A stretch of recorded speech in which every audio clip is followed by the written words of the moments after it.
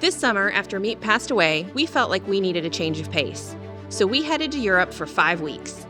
In the next 6 videos, we're going to take you along as we explore Frankfurt, Germany, Vilnius, Lithuania, Riga, Latvia, Tallinn, Estonia, Stockholm, Sweden, and Vienna, Austria, before heading back to Mexico City and continuing on our Mexican adventures. We hope that you enjoy this holiday break from our regular programming.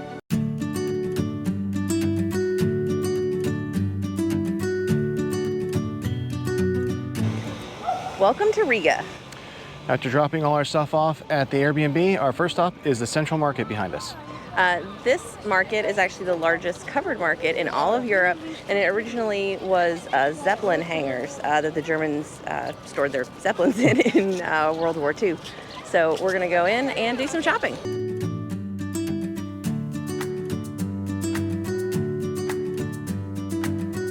One of the first things we noticed was that there were tons of vendors selling cherries for just €5 for 1 kilo, or 2.2 pounds. Once we made it to the back of the market, the price dropped significantly to €2.5. At this point, we just had to buy some because we felt we may never be able to buy cherries this cheaply again.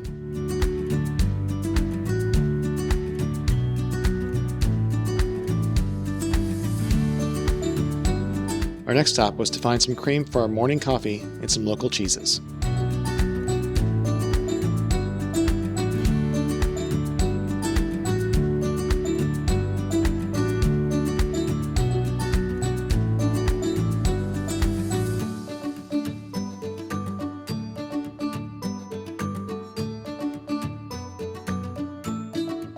Well, we just got back to our Airbnb after our little haul at the market.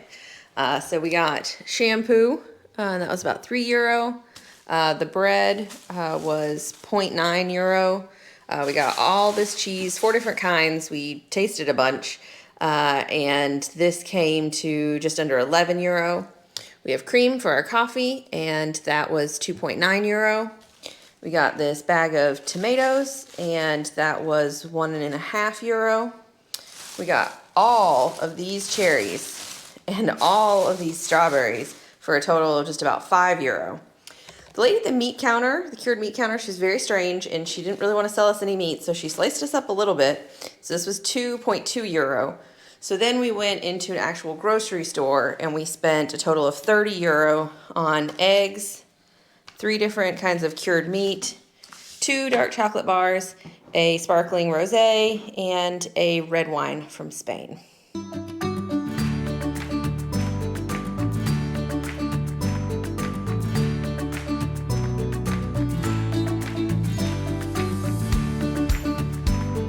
So one of the things I'm absolutely loving about this part of the world is that I can make epic cheese and meat plates. We've got sparkling wine, and then afterwards we're gonna have some dark chocolate with cherries and strawberries. Today is our second full day here in Riga. Yesterday it was really overcast. Today it is also very overcast, but the chance of rain is a little bit lower. So we started our day with some absolutely delicious cappuccinos, and now we are headed to the bus and train station to get our tickets for the week.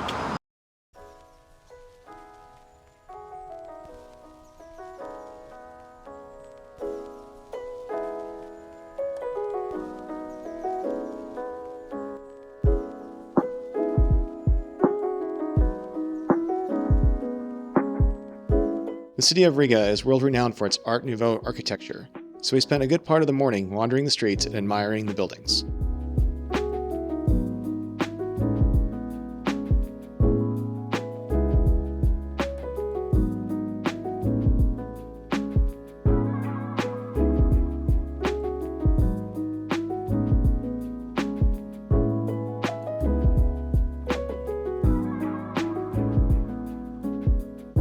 So one thing we've noticed that's really different between Vilnius and Riga is the tourism. Yeah, there are an absolute ton of tourists here. There are walking tours seemingly everywhere. Everybody's got their camera out. And when we were in Vilnius, we visited a ton of churches, and none of them charged us, Yeah, this one, everyone's charging. Which we didn't bother to go in the first church because it was €3 each. And then this church as well is charging €3 each. But we are going to pay and check this one out. We're just going to have to pick and choose because normally, as you know, if you watch our channel, we go in absolutely every church we come across. We're not going to be able to do that here because it will add up quick.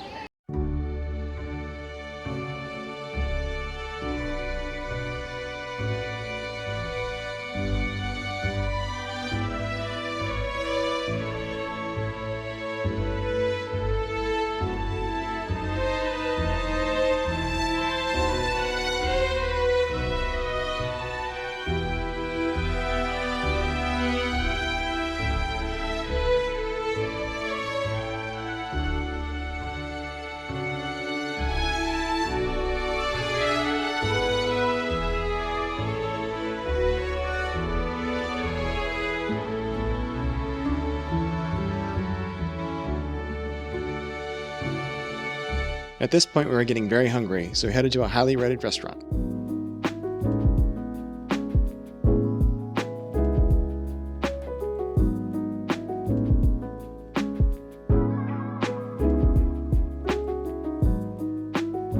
So we just finished up our delicious lunch. It was definitely pricier than most of the meals that we had in Lithuania, but it was really good. I will say, though, I would just completely pass on the garlic bread. It is way better in Lithuania. Mm-hmm. The bread was a little sweeter, a little softer, and not quite as garlicky, so maybe pass on that.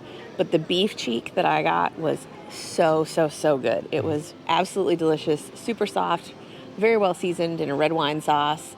And then you got the pork chop, which was good, but it was... My beef cheek was definitely the winner. Yeah.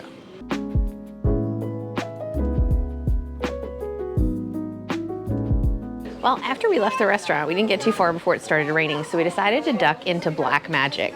Black Magic is a bar that is known for their black balsam, which is like the spirit of Riga. So this here is the traditional black balsam, and then this is the black balsam with black currant.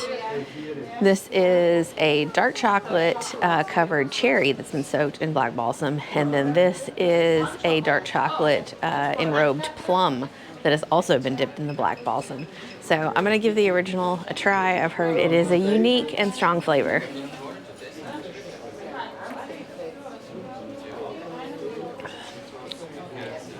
Oh, most of the people I've seen who tried this did not like it. I actually do like it. It is slightly medicinal, but there's a strong like vanilla note, and then it's a little bit herbal and a little bit bitter, and it's a very strong alcohol flavor. I enjoy it. I'm gonna try the black currant now.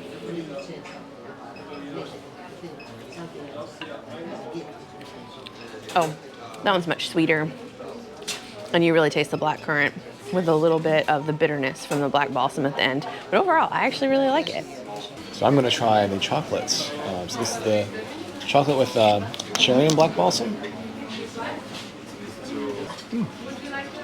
Fountain covered cherry. A small hint of what's in the glass there. But very good. So we liked the black balsam so much that we ordered 2 cocktails made with it. So I just have Prosecco or sparkling wine with a black balsam float on top.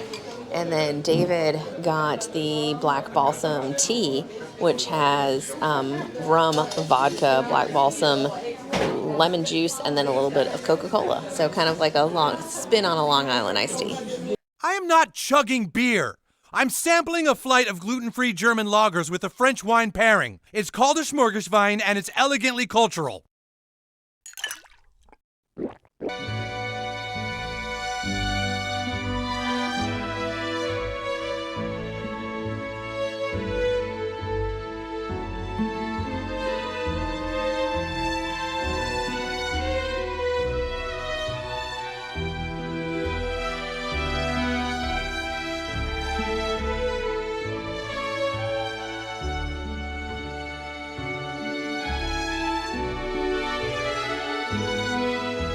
So after the bar, we headed to the Riga Cathedral. Entrance fee was €5 per person, so I went in by myself because I do tend to appreciate the churches a little more than David. The altar was nice, but the stained glass was really, really beautiful, and it had a very large, very nice organ as well. I don't know if it's worth €10 for 2 people to enter. You'll have to make that decision for yourself. Behind us right now are the Three Brothers, which were houses that were built in the 15th, 16th, and 17th centuries. The one that was built in the 15th century is looking a little wonky these days.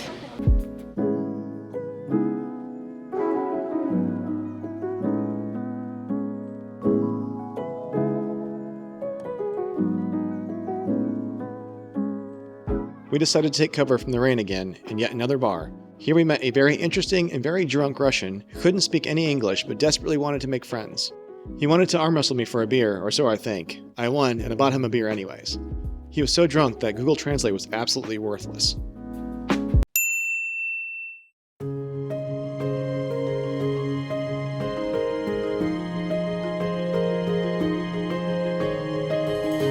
So we have made it to Rundale Palace. The bus ride was about an hour and 40 minutes, and what was it? €7.30. And it leaves at 9:20 and 11:20 from the Riga bus station and comes straight to the palace. But it is my understanding that there is not a bus from the palace straight back to Riga. We have to stop and go to another small town first, and then we can take a bus from there to Riga. So we'll see how smoothly that goes. But behind us here, you can see the palace is big and impressive. And we got 3 tickets. We got the tickets for the museum, the gardens, and for a different exhibition. Don't know exactly what that is, but it was a total of €34 for both of us. All right, let's go check it out.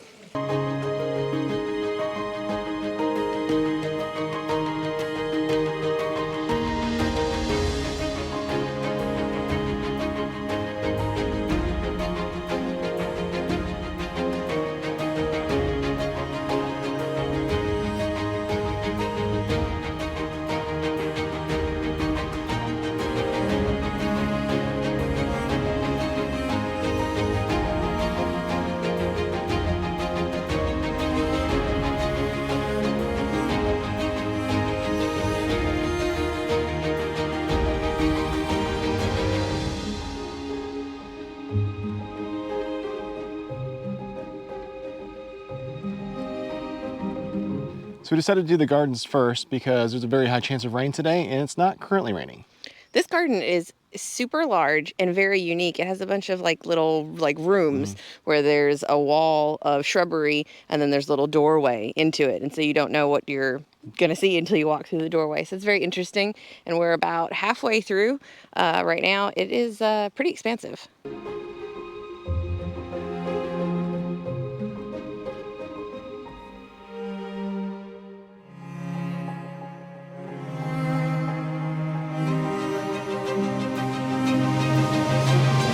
Construction of Rundale Palace was completed in 1768. And, I mentioned this place was massive. Well, it is actually over 14,000 square meters, which is over 153,000 square feet. Medium-sized house. Yeah. And this actually was one of 2 palaces that this Duke had, and he built both of them at the same time. The other one has been turned into a university, where this one is a museum that you can enter and tour.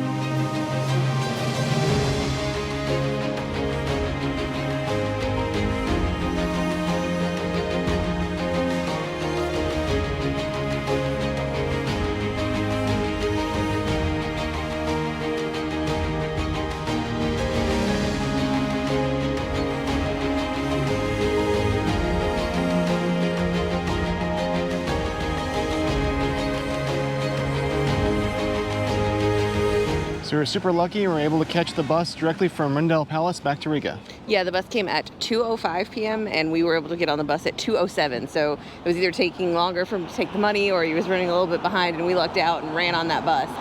When we got dropped off here in Riga, we noticed the sun was out. We haven't seen the sun in a few days. So we decided we would walk around and knock off a few more of the stars that we have on our little map. And behind me here is the Orthodox Church. It is absolutely gorgeous from the outside, but as most of the Orthodox churches do have, there is a rule against taking photography inside. So you'll just have to trust us that it is really, really beautiful.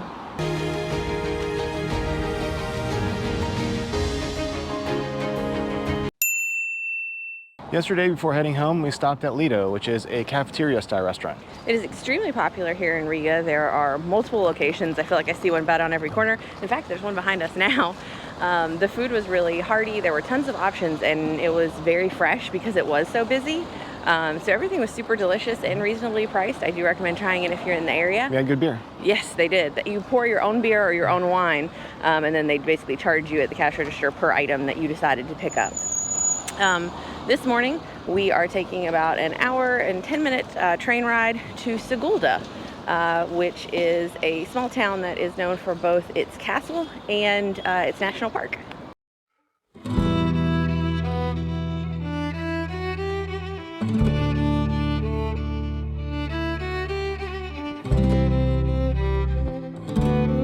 So after we got off the train, we were really hungry, so we stopped to grab something to eat. We just finished up that lunch, and it was really good. They actually had like what we would call in Mexico comida corrida or menu del dia. They call it a business lunch, and so you could choose either an appetizer or a dessert, and we both got the tomato soup. And then the main course was a pork in a kind of barbecue sauce with a slaw and some roasted potatoes, and that was all for just €7.50. Yep. So it came with a what they refer to here as table water, which is a jug of water that they fill with different kinds of citrus or herbs, and so it was lemon water. It was quite nice. Yep.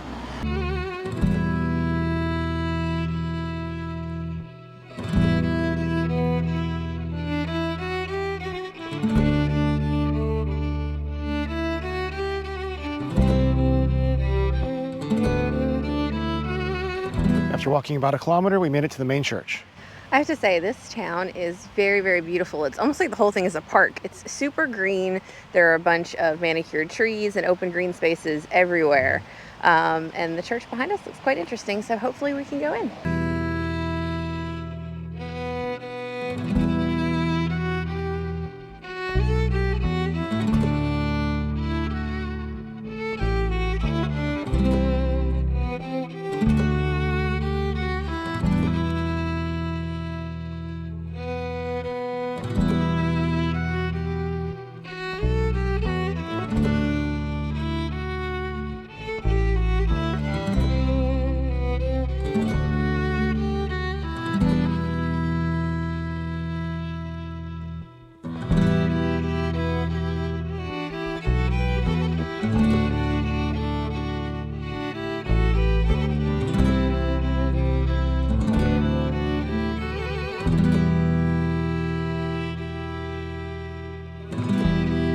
So we just got in with the church, which wasn't open, and right next to that is the new castle, and behind that is the old castle.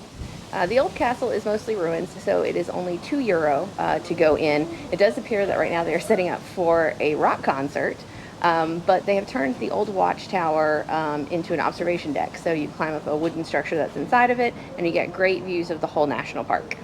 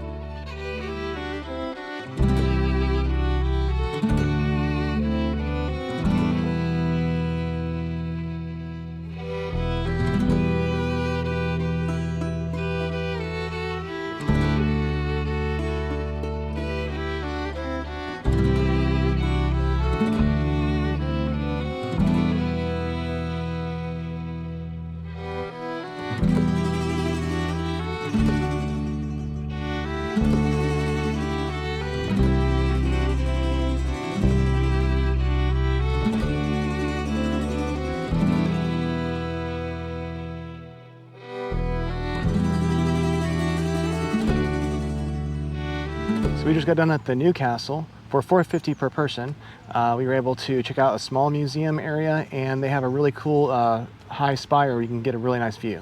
Yeah, the view alone was worth the $4.50, but you can get a combined ticket for just €6. So it would have saved us €0.50 per person to do the old castle as well as the new castle.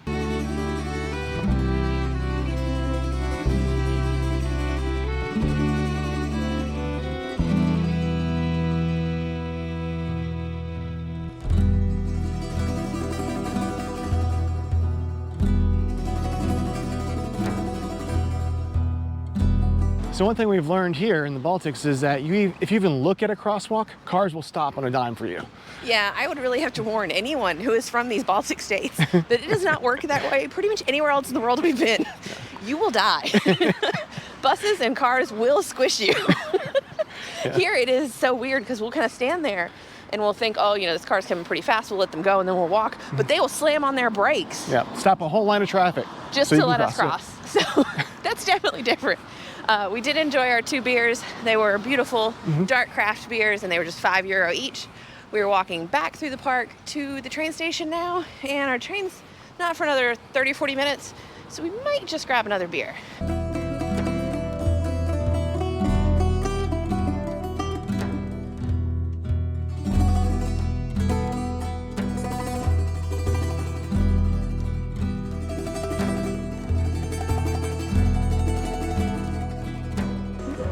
Before stopping back to the train station to catch a train back to Riga, we decided to grab a couple beers. I have a wheat beer, David has a Pilsner, and then I had heard that kebabs are better in Europe than they are in the United States, so we have an extra large kebab here from Kebab House.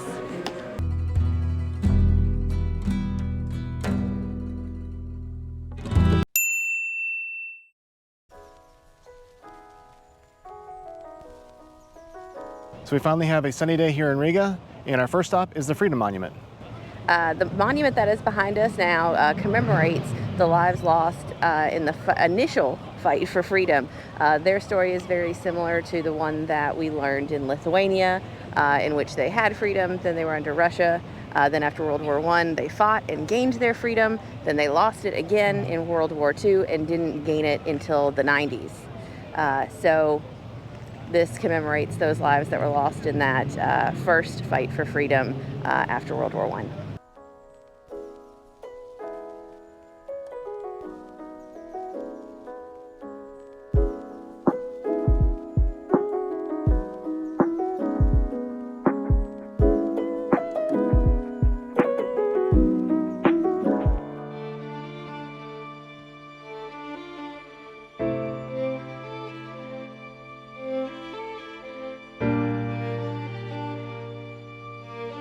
In this room, each cube told the story of a different person who was a resident of the Riga ghettos. The displays include pictures, letters that were sent to the family members, as well as dates of birth, arrival, and death.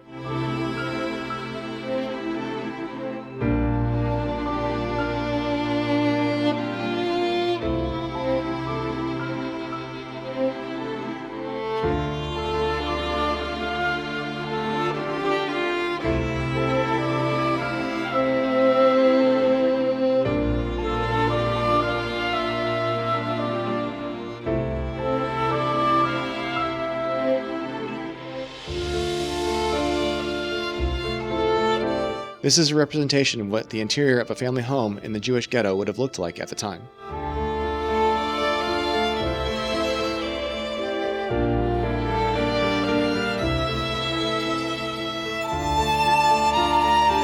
So we just finished our tour of the Riga Ghetto and Holocaust Museum. This had a lot of information I hadn't seen elsewhere. I didn't realize that so many Jews were actually relocated to the Baltic countries. Apparently in Latvia, over 100,000 Jews were killed. There were 3 concentration camps here in Riga in addition to the ghetto, and the ghetto was completely liquidated twice. There is a huge wall with just a ton of names of everyone that they believe died in this area, and over 25,000 of them were actually brought over from Germany, Hungary, Romania, and they actually have lists of the date that they were brought in and how many people were brought in and then how many survivors there were. There were a couple of them that were trains filled with 900 or 1,000 people, and nobody 0 survived. or 1 or 2 survived. So it is a really difficult museum to go through, but I definitely recommend it. And it just kind of is horrifying to think that so many people just turned the other way just went because it along was with it. easier or it was safer for their family, and that something of this magnitude happened.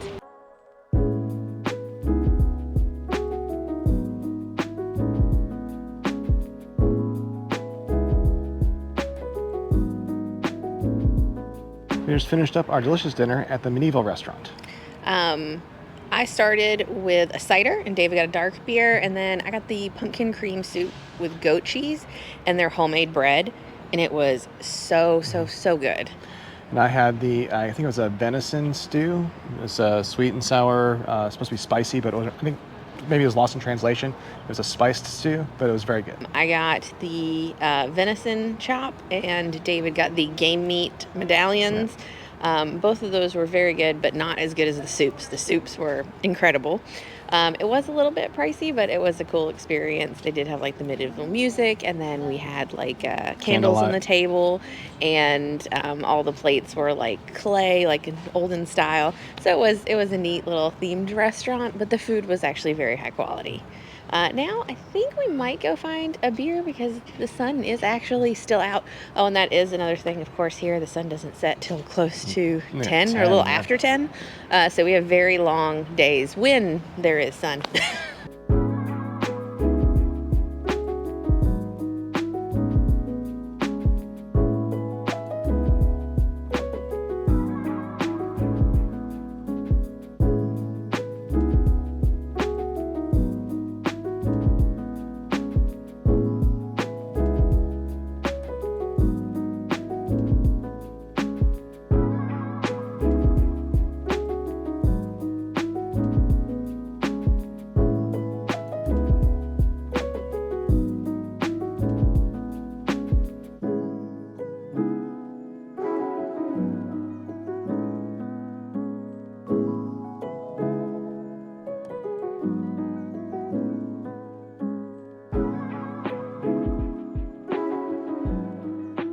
So today is our last full day in Riga, and after grabbing a coffee this morning, we decided to just walk around town.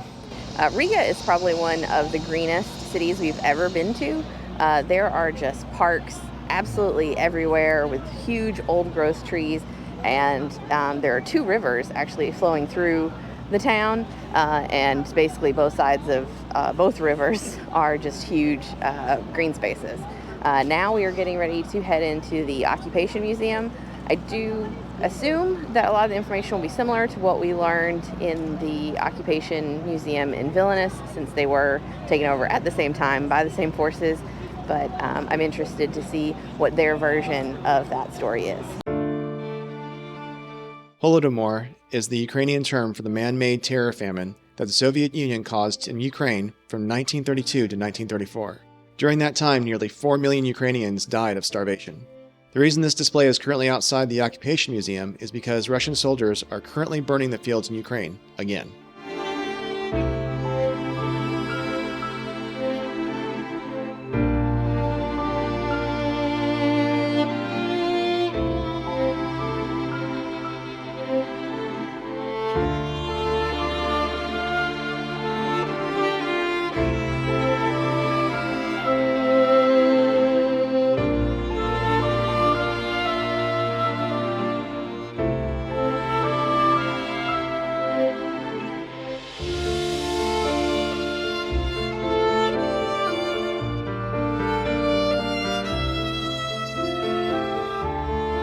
Just finished up with the Occupation Museum here in Riga, and if you've been to the one or plan on going to the one in Vilnius, this one you should definitely check out as well. Yeah, I think they kind of go over different parts of the occupation. The one in Vilnius is actually also known as the KGB Museum because it was a KGB prison, so they kind of focus on that part of it. This one focuses a lot more on the deportation of native people from the Baltic states to Russia, and then Russian immigrants coming into the Baltic states, And this one talked about the fact that at one point, only 52% of people living in the bigger cities of Latvia were actually Latvian. Most of them were Russian, and that was an attempt to kind of erase their culture and just make them part of the USSR. So I thought that was really interesting, and those were some points that I weren't focused on as much in the one in Vilnius. So I think they complement each other well, and they're both well done museums that are very interesting. But now it is starting to rain pretty heavily, actually, and so I think that we are going to go inside and grab something to eat.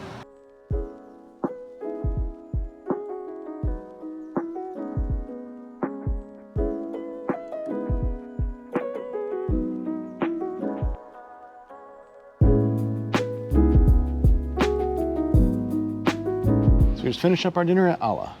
Overall, I have to say, I think that was my favorite meal that we've had here in Riga, so it's kind of perfect that we had it on our last night. I got the Latvian meatballs, and then you got the stroganoff with 3 different meats, and his came with like a mashed potato that had mustard seeds in it. Yeah, that's really good. Yeah. Really, really good.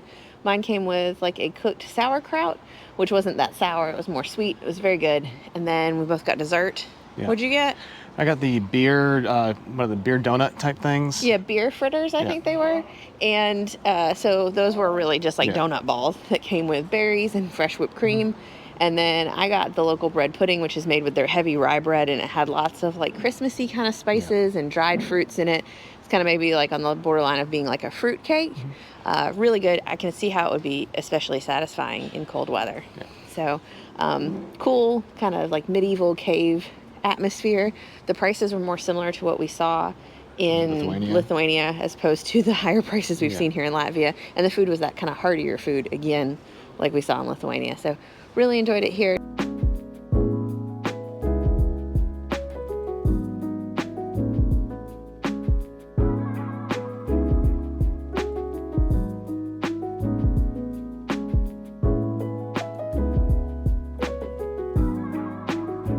So our very last stop here in Riga is this bar that serves just one thing, and it is a Ukrainian cherry liqueur. I have it here. We got the 150 ml size. Apparently the tradition is they fill the glass to just about ready to bubble over, and you have to take a drink without touching it with your hands. You just lean over the bar and suck the top off, and then they will add cherries to it. So cheers. All right, so this was our Airbnb in Riga for the past week. You come in the door here, and that's like actually the Azerbaijan embassy. But then we come up these stairs and these stairs.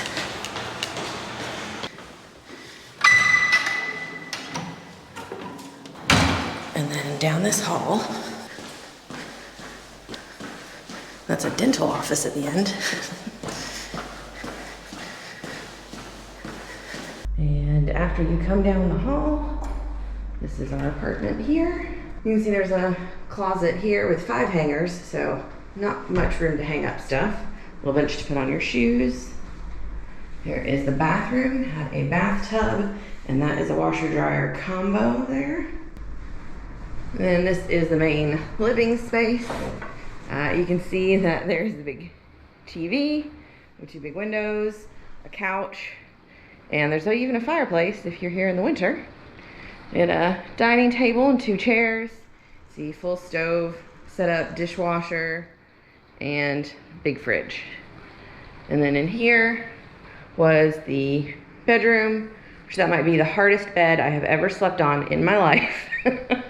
And there is a little box instead of a nightstand on this side, which was kind of annoying.